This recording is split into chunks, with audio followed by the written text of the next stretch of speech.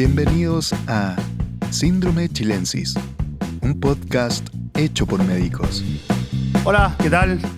¿Cómo están? ¿Cómo les ha ido? Nosotros muy contentos, muy felices de cómo nos ha ido en estas últimas semanas con nuestros capítulos que hemos ido presentando.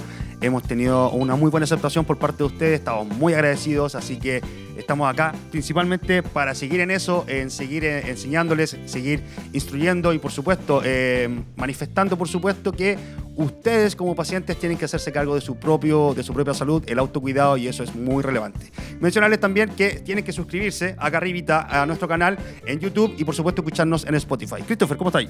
Bien, pues hoy andáis motivado. Motivadísimo, el café que me tomé en la tacita de Síndrome Chilensis. Sí, oye, bueno, sumarme a las palabras de Esteban, agradecerles por seguirnos, por vernos, por escucharnos, y recuerden la suscripción, que tanto para ustedes como para nosotros es importante, porque cada vez que ustedes se suscriben, le da la campanita y eso les manda una notificación cuando nosotros subimos un nuevo video.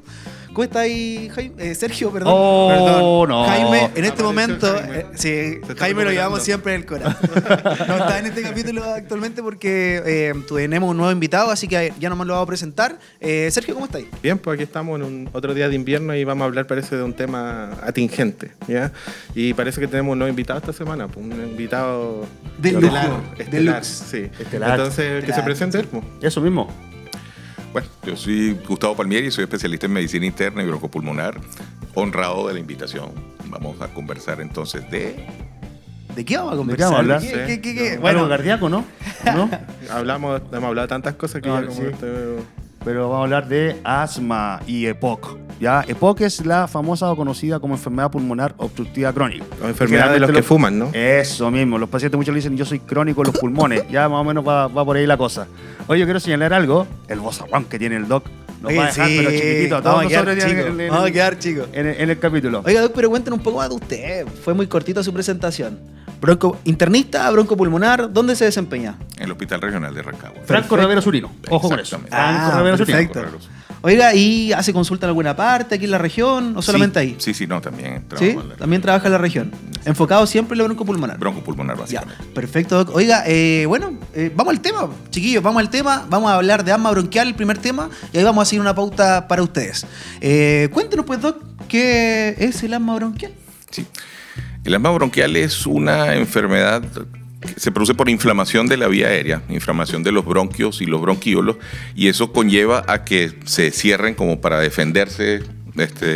Ese cierre de los bronquios produce los silbantes que tienen los pacientes, que sienten ellos, limita la movilización del aire del exterior hacia los pulmones y produce sensación de asfixia. Doc, ¿nos puede aclarar un poquito los bronquios? ¿Dónde están los bronquios? Sí, fíjense. El aparato respiratorio es básicamente un montón de tubos que llevan aire desde el exterior hasta los alvéolos, que son la zona, como unas bolsitas pequeñas microscópicas que permiten la entrada del oxígeno hacia la sangre. Okay. Entonces, esa tubería, esa cantidad de tubos que llevan el aire hasta ahí son los bronquios. Bronquios, y cuando son muy pequeños se llaman bronquíolos.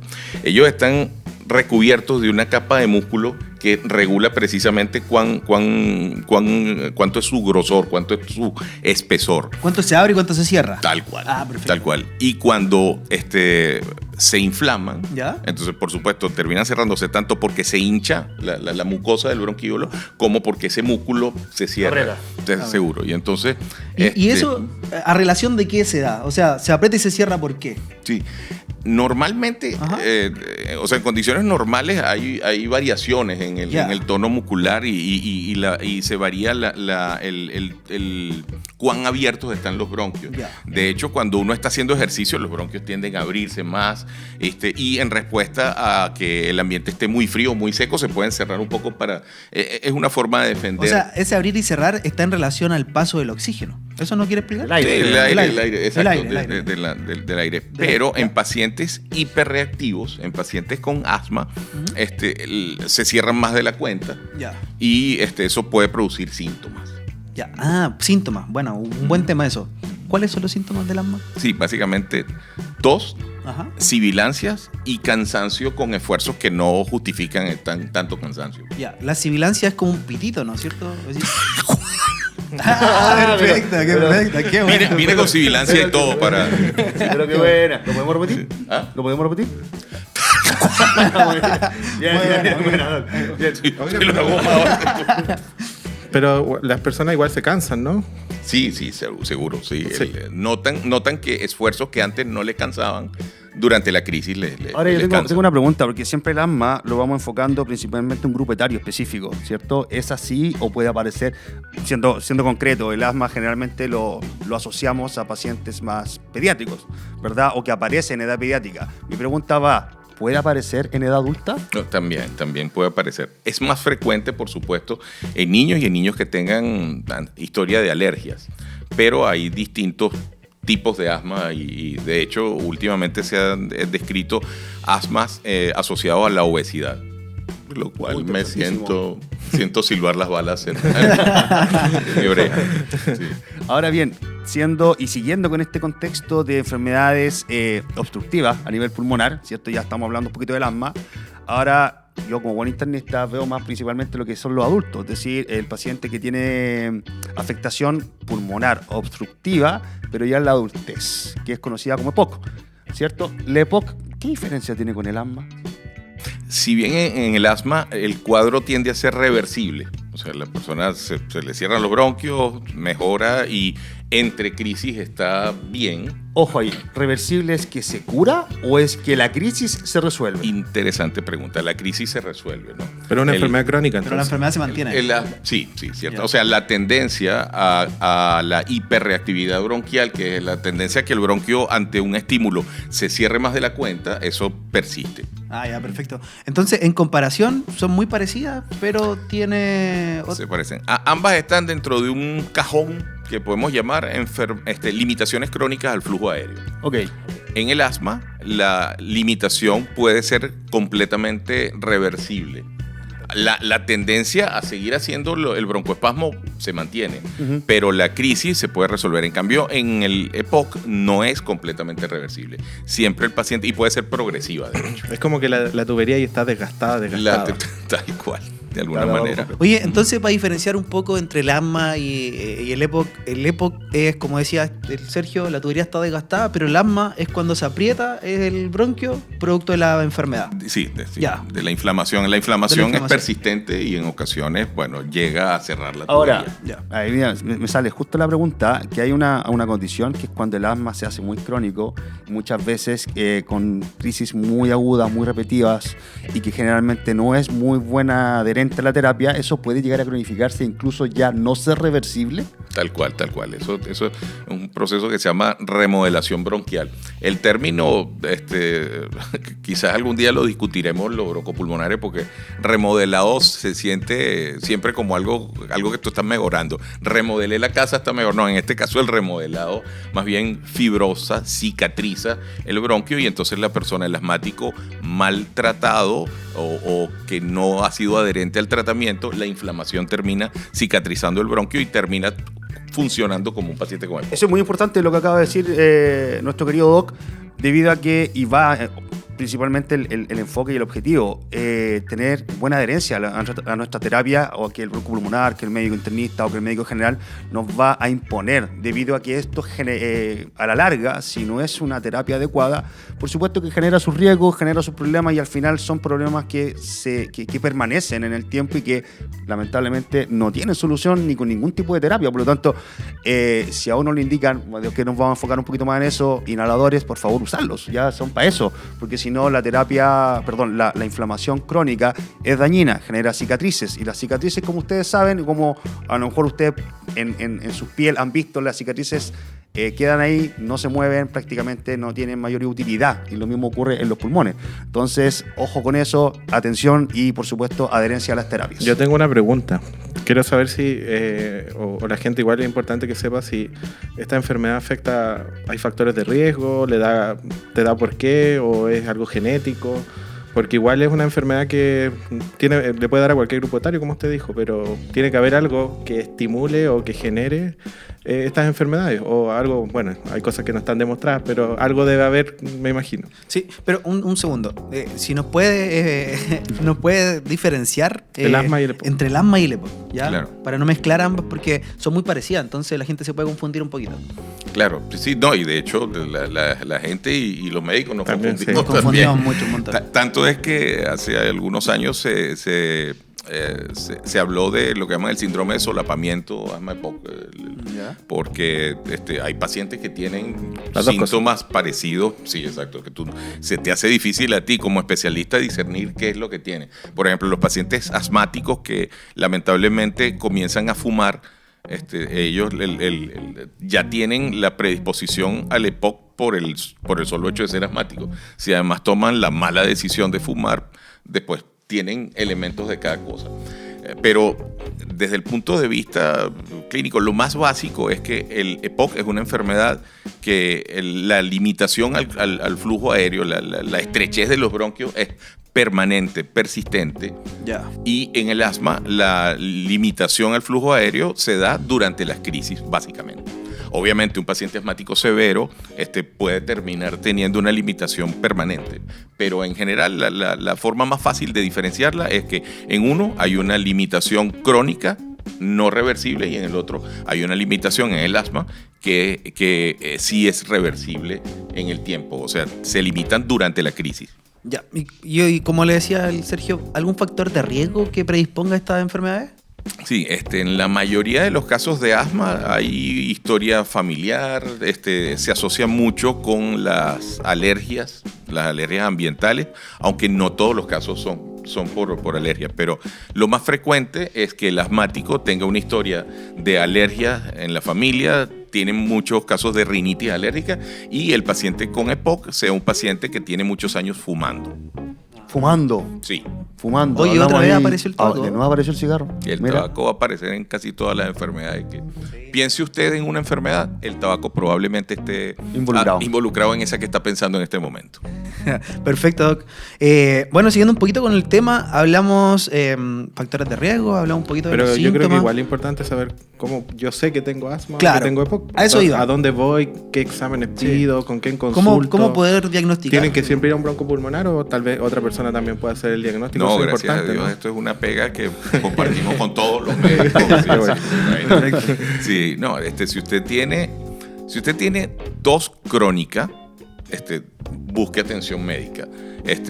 El médico interrogará los factores de riesgo y probablemente le indique una espirometría, que es un examen en el cual usted va a soplar con mucha fuerza a través de una boquilla que está conectada a una máquina que va a medir la cantidad de aire que bota y en cuánto tiempo lo hace.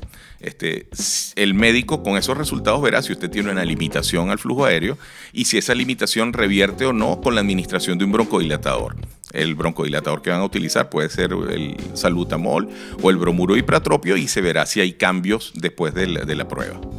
¿Y la espirometría se puede hacer en cualquier lugar o tiene que ser en algún centro especializado? No. En los consultorios se hacen, los CEFAM lo hacen. tienen. Los consultorios tienen la sala ERA, de hecho, que cuando dice el doc, perfecto, un paciente acude a un médico porque presenta tos, presenta falta de aire, viene la aproximación inicial con un paciente y una de las cosas que tenemos que ir a descartar es precisamente la patología respiratoria. Y en función de eso, de acuerdo a los factores de riesgo, las patologías que pueden existir de base, uno hace esta espirometría que puede hacerse en la sala ERA, en todos los consultorios se puede hacer y ahí obviamente salen todos estos resultados e interpretaciones, ¿cierto? Aparte de la espirometría, ¿hay algún otro método de diagnóstico? El básico es ese. Si, dependiendo de los resultados y si hay algo que te haga sentir que hay necesidad de descartar alguna otra cosa, entonces puedes pedir estudios de imagen, Ya. una radiografía, un escáner y después es conveniente tener por lo menos un test de marcha.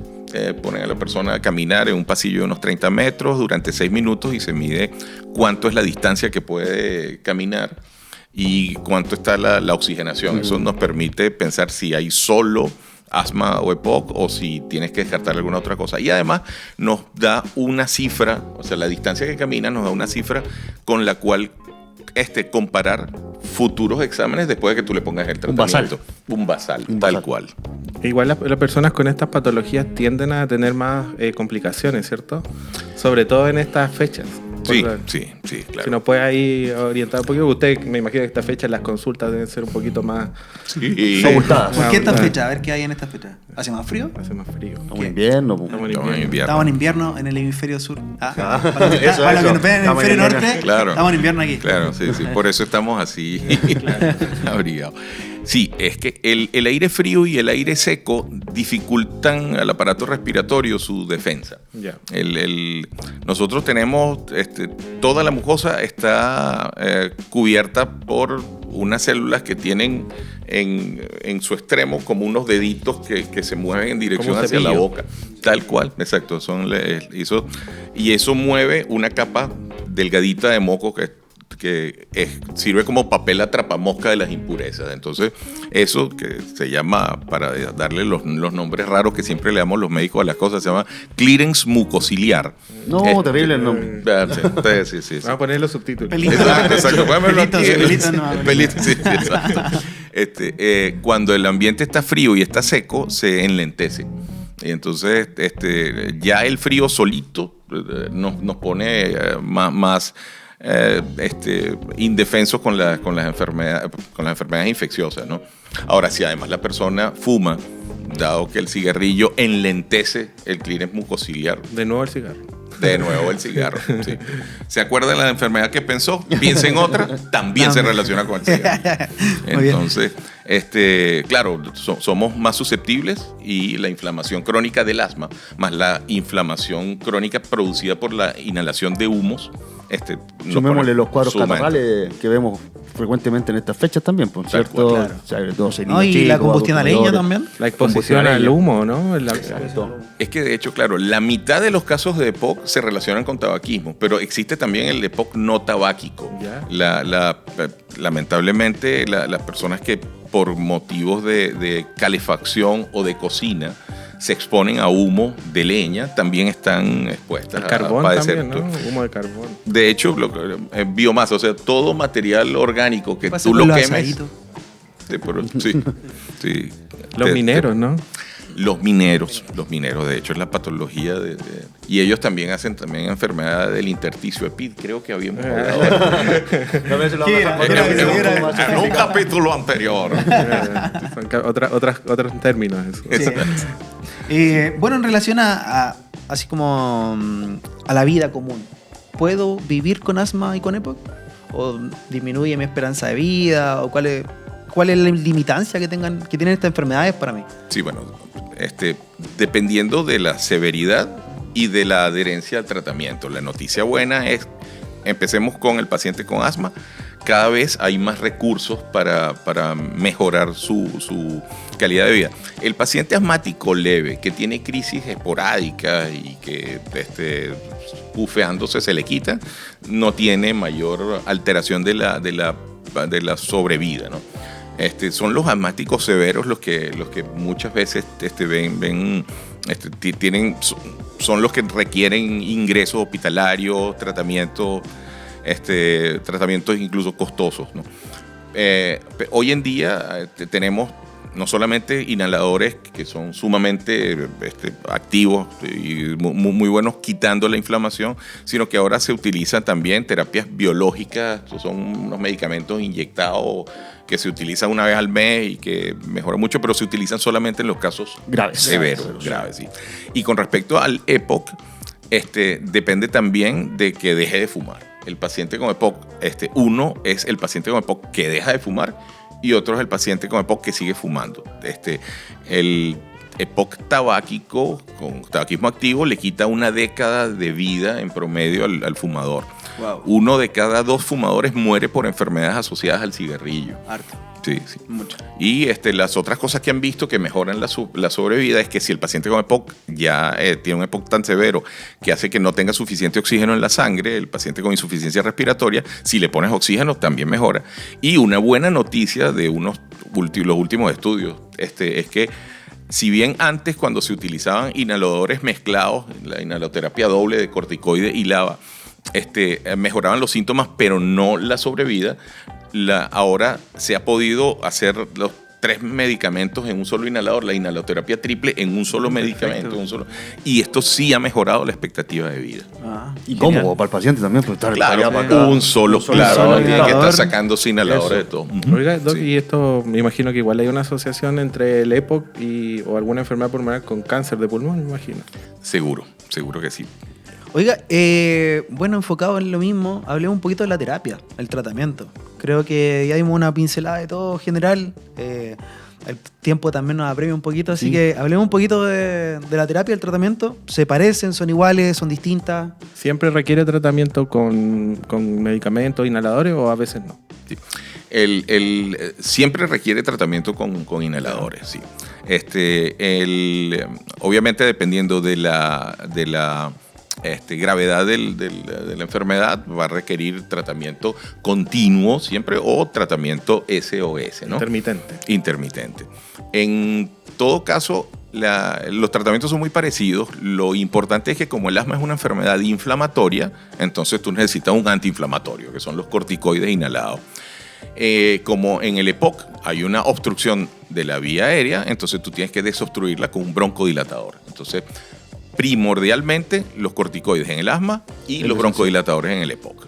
Ahí tenemos la terapia esencial de cada uno de Sí. ellos. La terapia base. Y si yo estoy enfermo de asma o EPOC, ¿me puedo contagiar de otra enfermedad respiratoria? Así como, no sé, una neumonía o un resfrío. Son más frecuentes, de ¿Sí? hecho, sí, claro. Y pueden ser más graves, ¿no? Y pueden ser más graves. Sí, paciente que definitivamente. cae, generalmente son pacientes que caen a terapia, ¿Ya? que se demoran mucho en salir.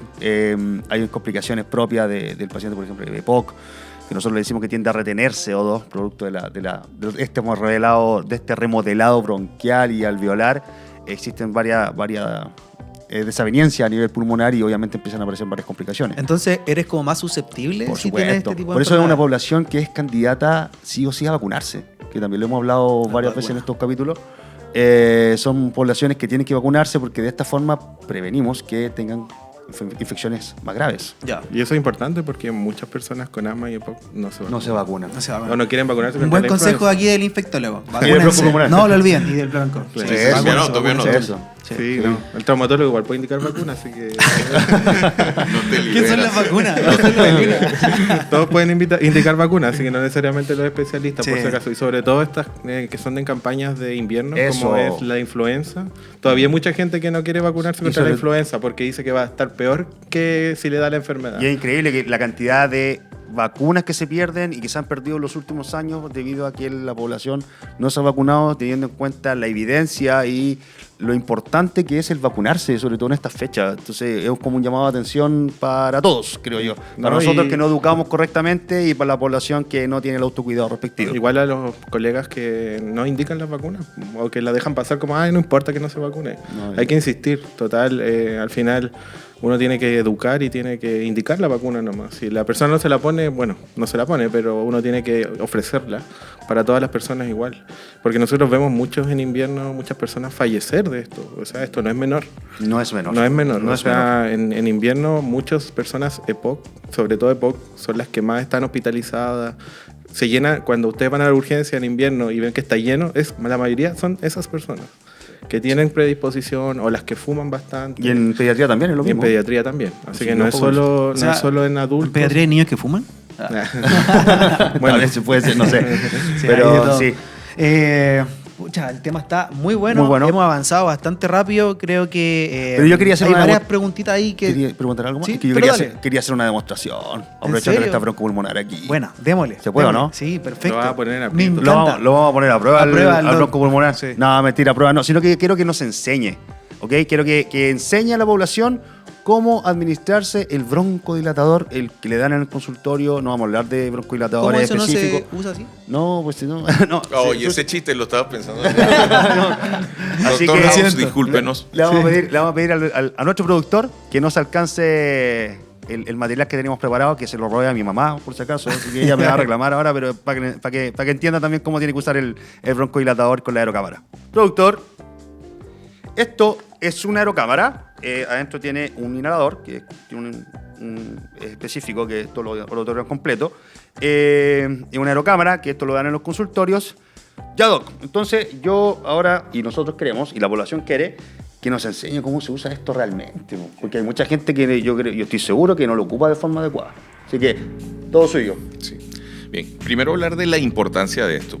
Como los inhaladores tienen un autopropelente, cuando se utilizan directamente a la boca, lo que hacen es estrellarse todas estas partículas de la garganta y no llegan apropiadamente a los bronquios y a los pulmones. De hecho, esto se ha estudiado y se ha visto que más o menos el 80% va a quedar en su garganta. Pero hay harta gente que lo usa así. Sí, muchísima mucha gente que lo usa así. Sobre todo las que lo usan cuando hacen deporte. No. Porque como no quieren andar con la aerocámara, van con eso y se van dando... Sí. Hay medicamentos que están hechos en dispositivos que no requieren aerocámara, que son hechos en polvo seco, que se inhalan directamente de la boquilla, pero cualquier inhalador, cualquier medicamento que tenga un gas que propulse esto, apunté mal, ¿vale? Necesita de un dispositivo espaciador. Se debe agitar bastante el medicamento, luego se introduce en el orificio ahora sí, ya. Y el paciente debe ocluir debe ocluir con la boca y la nariz la mascarilla. Hay algunos que vienen con boquilla también, no hay ningún problema. Tú aprietas el canister, va a salir el medicamento y tienes que tomar aire profundo. Se sugiere que primero hayas botado el aire, luego succiones, cuentes hasta 5 para darle tiempo al medicamento que está en tus bronquios, que se deposite sobre ellos, y luego botas por la nariz o por la boca. Muchos tienen una válvula de no reinhalación, pero en todo caso, bótalo por la nariz. Una duda, ¿me mantengo con la cámara haciendo eso como una recirculación o puedo salir? Es que la idea, no, sí podría salir, pero como algunas no tienen válvula de no reinhalación, es mejor que te quedes con la mascarilla contra la boca. Sí. Y ahí tomas aire por la boca, lo botas por la nariz y lo haces unas 5 veces también. ¿Cuántos puffs son? Eso depende de la indicación. De la intensidad de la crisis. O sea, por ejemplo, si tú estás utilizando terapia de rescate en un paciente que está agudamente con broncoconstricción, puedes utilizar hasta 4 puffs. Pero en general son 2 pulsaciones, 1 o 2, y eso depende del tipo de medicamento, el intervalo entre dosis, ¿no? Cada vez se hacen medicamentos que permiten un intervalo más prolongado, ¿no? De hecho, que me está facilitando acá, que es salmeterol y fluticasona, son medicamentos de acción prolongada. Se pueden dar 2 veces al día. Antes se tenía que utilizar 4 o 6 veces al día los inhaladores. Yo creo que igual es importante ahí señalar que la gente que tenga estas enfermedades consulte o vaya a control, porque hay gente que lleva años sin ir a control y sigue usando la misma dosis y no sabemos en qué etapas, porque yo sé que puedes pasar por etapas de esta enfermedad, entonces hay veces que necesitas tal vez más medicamentos o cambiar el inhalador. Pero hay personas que diagnosticaron incluso cuando eran pequeños y siguen usando el inhalador y tienen 30, 40 años y jamás han vuelto a ir al control. Y hoy por hoy hay que tener en cuenta que como la medicina ha avanzado, la tecnología también ha avanzado, hay muchos más inhaladores que son mucho más cómodos para los pacientes. Claro. Y que incluso están en las canastas básicas, tanto de los consultorios como de los hospitales. Entonces es bien conveniente el hecho del control, precisamente porque a lo mejor ya nos ahorramos 2 puffs al día, a lo mejor ya es simplemente 1 al día y con un polvo seco, pero para eso necesitamos la evaluación respectiva del broncopulmonar, del especialista o del médico para poder acomodar las piezas de la terapia. Sí, lo importante es reconsultar cuando... Exacto, siempre. Como corresponde. Yo he tenido pacientes que se siguen tratando con corticoides sistémicos tomados, no inhalados. Ay, mi madre. Porque sí. Antes había, de hecho, los broncodilatadores como el salbutamol, hace muchos años se daban en jarabe. Claro. Y entonces habían pacientes que tomaban jarabe de salbutamol y el corazón les llegaba a la Salía por la frecuencia garganta. cardíaca. Exactamente. O sea, hoy no es necesario nada de eso porque hay formulaciones mucho más efectivas y mucho más fáciles de administrar, pues 1 vez al día. Y algunos que no necesitan la aerocámara, pero lo cierto es que si ustedes utilizan un medicamento que sea autopropulsado como estos que tiene todos los inhaladores dosificados, requieren el uso de un dispositivo espaciador, una aerocámara. Ya, qué bueno, perfecto. Bueno, ya estamos llegando al límite del tiempo. No, la mentira. verdad es que hablamos un montón. tema estuvo muy bueno. Así que, Doc, quiero instarlo e invitarlo a que le dé un par de consejos a nuestros seguidores. ¿Ya? Háblele a ellos, a los que nos ven en la casa. Con respecto a ambas enfermedades, como todas las enfermedades, consulte a su médico. La diferencia en la calidad de vida entre un paciente asmático y un paciente con EPOC, bien tratado y no tratado o mal tratado, justifica la molestia, por decirlo de alguna manera, de acudir al médico. Con respecto al asma bronquial, cada vez, como les decía, hay más medicamentos que le van a facilitar el sentirse bien con su enfermedad. El asmático debe tratarse lo suficiente como para que no tenga síntomas, para que tenga una vida plena, pueda hacer todo con la menor cantidad de medicamentos. Pero muchos pacientes me dicen, es que no quiero porque me voy a hacer adicto a... Esto no se trata de una adicción, esto es una necesidad simplemente. Si usted tiene una enfermedad inflamatoria de los bronquios, tenemos que quitarle la inflamación de los bronquios porque si no, va a terminar teniendo una obstrucción fija, permanente.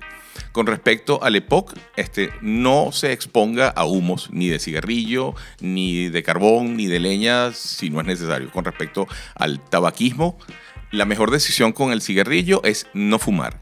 El número de cigarrillos permitidos para mantener la salud es 0. Y por debajo de eso lo que usted quiera, menos 10, menos 20, arrebatarle el cigarrillo a otro y tirarlo al piso.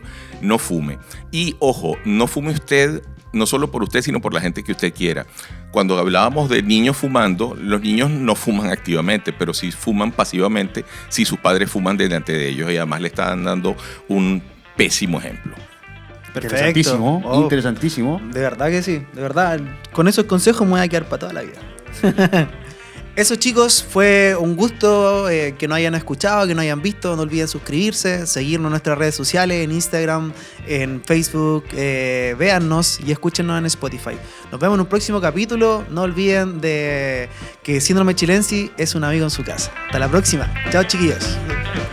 Esto fue Síndrome Chilensis, un podcast hecho por médicos.